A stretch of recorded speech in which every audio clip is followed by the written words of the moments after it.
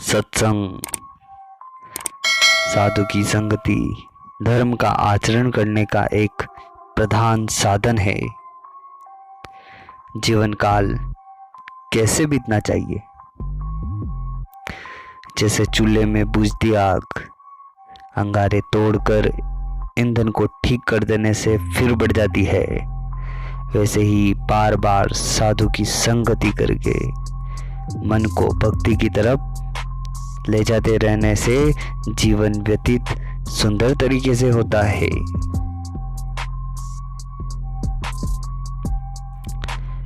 जैसे भीगी लकड़ी आग में रहने से नमी के सूख जाने से जल उठती है, वैसे ही साधुओं की संगति से स्त्री और धन की इच्छा रूपी नमी सूख जाने से विवेक रूपी अग्नि की ज्वाला भभक उठती है।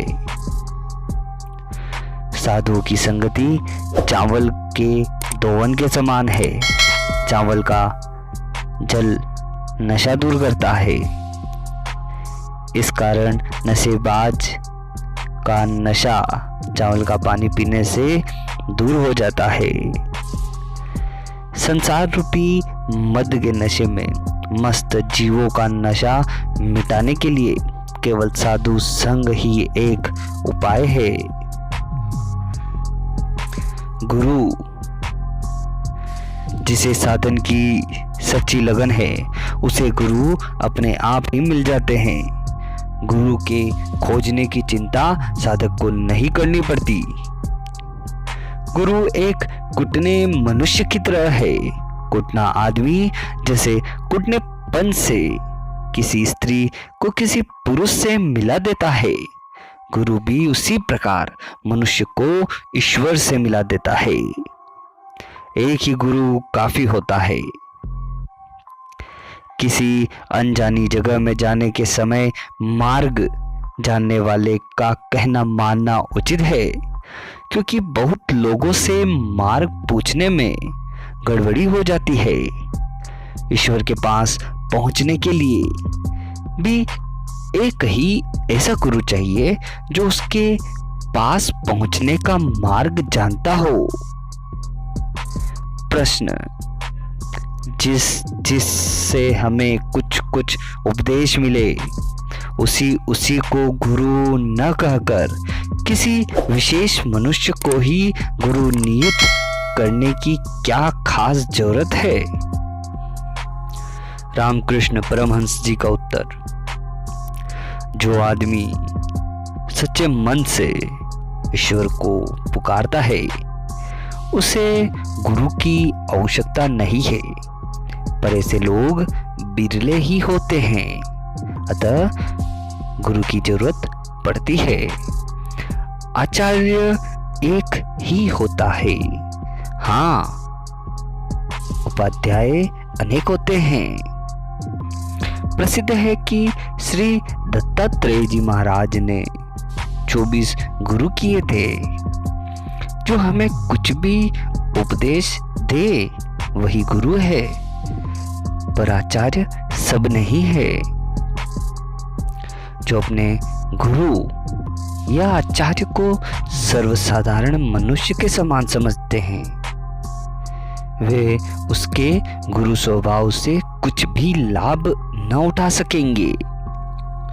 गुरु आध्यात्मिक उन्नति में सहायता करता है।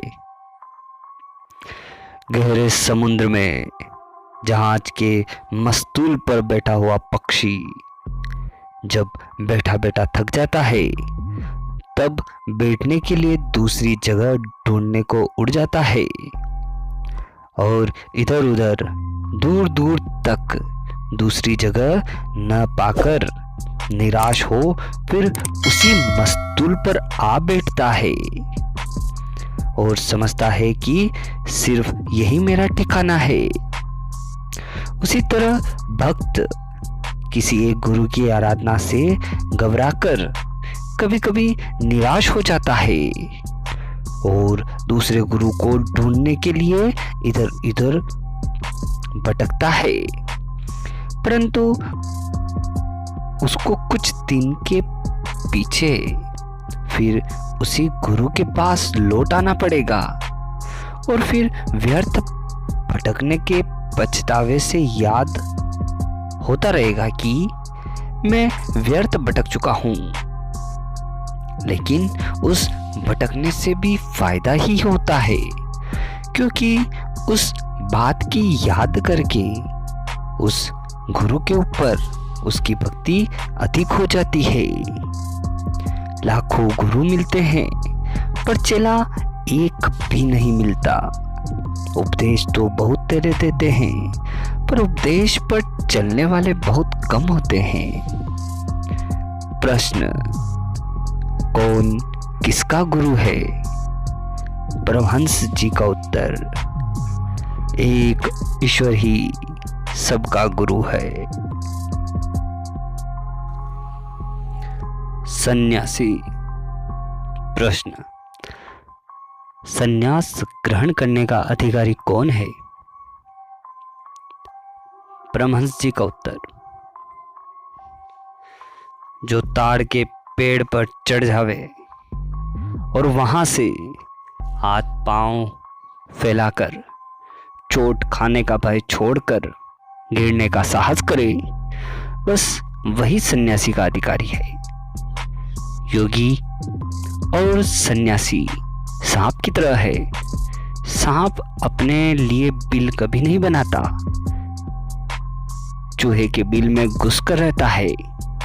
जब एक बिल उसके रहने योग्य नहीं रहता तब दूसरे बिल में चला जाता है।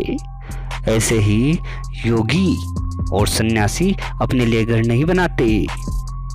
आज इसके घर कल उसके घर रहकर अपने दिन काट लेते हैं। साधु और देवता का दर्शन करने खाली हाथ नहीं जाना चाहिए, कुछ न कुछ जरूर लेकर जाना चाहिए। आध्यात्मिक जीवन शक्ति। शक्ति के बिना ब्रह्मा के जानने का कोई उपाय नहीं, क्योंकि शक्ति समझकर ही ब्रह्मा का अस्तित्व स्वीकार किया जाता है। वन में जब किसी तरह का फूल खिलता है तो उसकी सुगंध ही इधर उधर फैलकर सबको फूल के खिलने का समाचार पहुंचाती है। इसी तरह ब्रह्मा की शक्ति ही ब्रह्मा का निरूपण कर देती है। जिस शक्ति द्वारा सारे संसार की रचना हुई है उसे आद्या शक्ति या भगवती कहते हैं। काली, दुर्गा, जगदात्री ये उसी के नाम है। इस शक्ति ही से जड़ और चेतन दोनों शक्ति उत्पन्न होती है। मानो एक पेड़ के एक ही फूल से एक ही फल उत्पन्न हुआ हो। उसका कुछ अंश कठिन और कुछ अंश नरम और कुछ अंश दूसरा कुछ हो गया हो। जैसे बेल के फल के बाहर का छिलका, भीतर का गुदा और उसका सूत और गठन, ये सब एक ही कारण से उत्पन्न हुए हैं। उसी प्रकार चैतन्य शक्ति से जड़ की उत्पत्ति होना असंभव नहीं है। हाँ, इस संसार की हरियाली को देखकर ही लोग पागल हो जाते हैं। इस बाग की एक एक पुतली ही ऐसी है जो योगी ऋषियों तक के मन को खींच रही है। मामूली लोगों की तो फिर क्या बात करें। पर इस बाग के मालिक के दर्शन के लिए कितने लोग ललायित हो रहे हैं। ब्रह्मा के दो स्वरूप हैं। जब नित्य शुद्ध बुद्ध केवल आत्मा के आभास में रहता है वह ब्रह्मा है, और जिस समय गुण या शक्ति से युक्त होता है तब ईश्वर कहा जाता है। साकार निराकार साधक ही अवस्था के भेद हैं। ओंकार उच्चारित होने पर उसकी प्रथम अवस्था में साकार, द्वितीय अवस्था में निराकार और उसके बाद साकार निराकार दोनों की अतीत अवस्था में होता है।